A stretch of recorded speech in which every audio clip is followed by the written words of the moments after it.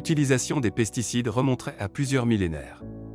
Au temps de la Grèce antique, on utilisait déjà du soufre et de l'arsenic pour protéger les cultures. En effet, les hommes sont devenus moins nomades grâce au développement de l'agriculture et ont commencé à s'installer en communauté. Afin de répondre aux besoins alimentaires de populations grandissantes, il a fallu optimiser les techniques agricoles. Les menaces responsables de la détérioration des cultures, en particulier les invasions d'insectes, sont alors devenues l'ennemi public numéro 1 des agriculteurs. Avec le développement industriel et les connaissances accrues en chimie, depuis le 19e siècle, nous utilisons des pesticides redoutables pour lutter contre ces menaces. Tellement redoutables que certains produits finissent même par être interdits. Comme par exemple le DDT, un puissant insecticide, qui sera banni en France en 1972, et classé comme un polluant organique persistant. En effet, le DDT résiste et persiste dans l'environnement environ une quinzaine d'années. Aujourd'hui, il y aurait en France plus de 400 substances actives utilisées par les agriculteurs et environ 110 000 tonnes chaque année de pesticides utilisés. Nous sommes tout de même les troisièmes plus gros utilisateurs au monde.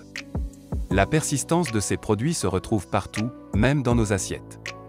66% des fruits contiennent des résidus de pesticides en France.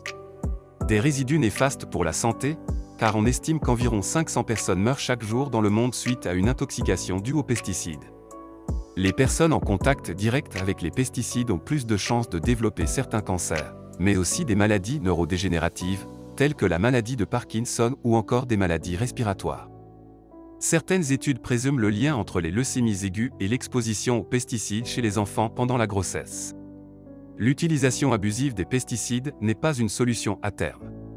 En plus de la dangerosité pour la santé, nos écosystèmes se voient bouleversés.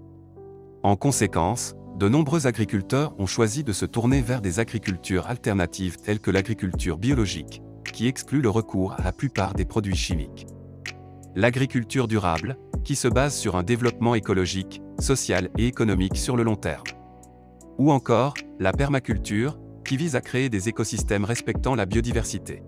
Nous pouvons tous soutenir les acteurs du changement en soutenant une économie alternative, à travers notre façon de consommer. Pour notre bien-être et celui de l'environnement.